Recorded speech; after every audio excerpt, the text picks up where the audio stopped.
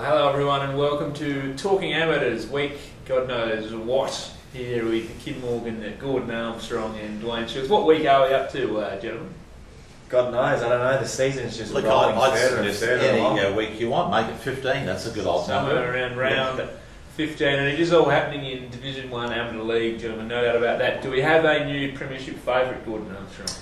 I'm still going to go for Goodwood Saints. I know Henley won on the weekend, and well done to you boys for tipping Henley, but I still think the Saints have got some upside.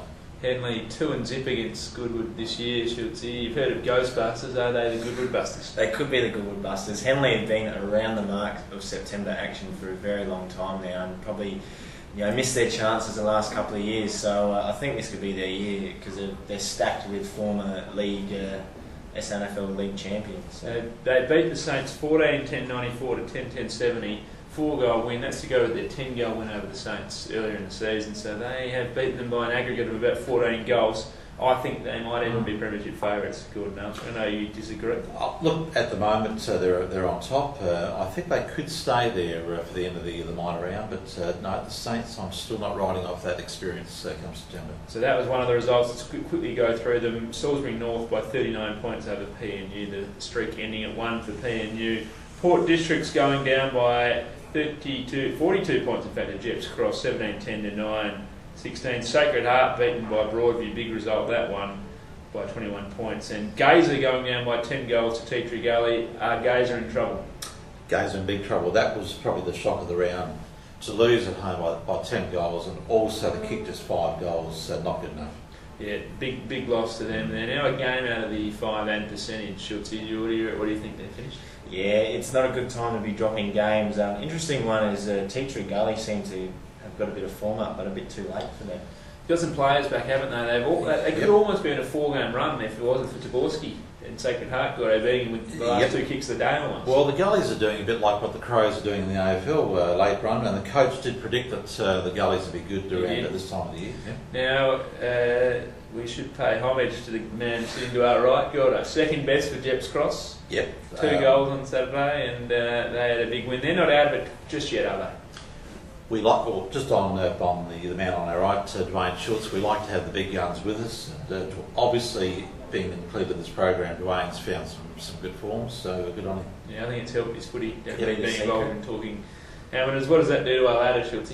What does it do to the ladder? Well, as we were talking about, Henley on top on percentage, Goodwood Saints second, Salisbury North sitting in third in 18 points, followed by Shocks at 16, Broadview fifth on 16, Gazer slipping as you said on 14 points, Jepps maybe still in it on 12 points, Tea Tree Gully 10, just out of the relegation zone, which leaves Port Districts 8 points, and the Falcons on the solitary 1 win. Will the top 5 change? I think the top 5, look, I know Duane's probably hoping for the Jepps boys, but looking at the draw ahead, the top 5 I'm pretty sure is going to stay the way it is. Might be a bit of tweaking with the double chance, but I'm pretty sure that that 5 will stay. Jepps will do anything right, so Gazer certainly needs to win 3 out of 4, and I don't think they can do it.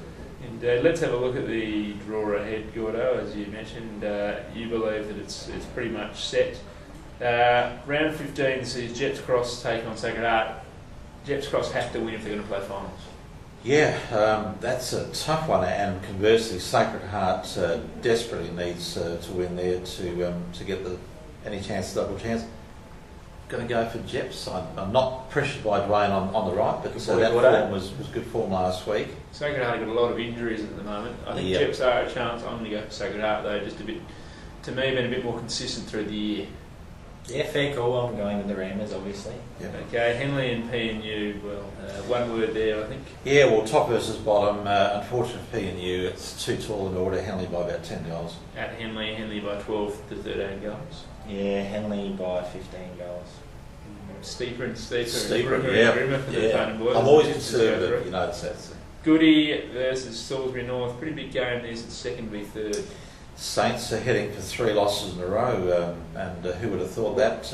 But Salisbury North at home, tough to beat, but the Saints must bounce back. Saints will smash them. I'm going to go for the Hawks at home. Okay. Surprising prediction from D. Schultz. No, yeah. Last two games, let's get through these quickly, lads. Broadview and Gazer. This is a huge game. Yep, Broadview at home by 3 goals to end the Gazers' hopes. I'm going to go for Broadview as well. Gazer in bad form, and that will, as good I said, probably cement the top 5. I'm going to go for the Tigers. I think Tubby Darryl Wintle from North Adelaide's got them up and running at the right time of the year. And TTG and Port District, well, this is a real... The relegation battle is pretty much set as well if TTG wins. I think Gully's at home shown some good form the last couple of weeks, and they'll win that by about 5 goals. Agree. Gullies for mine. You heard it on Talking Amateurs, folks.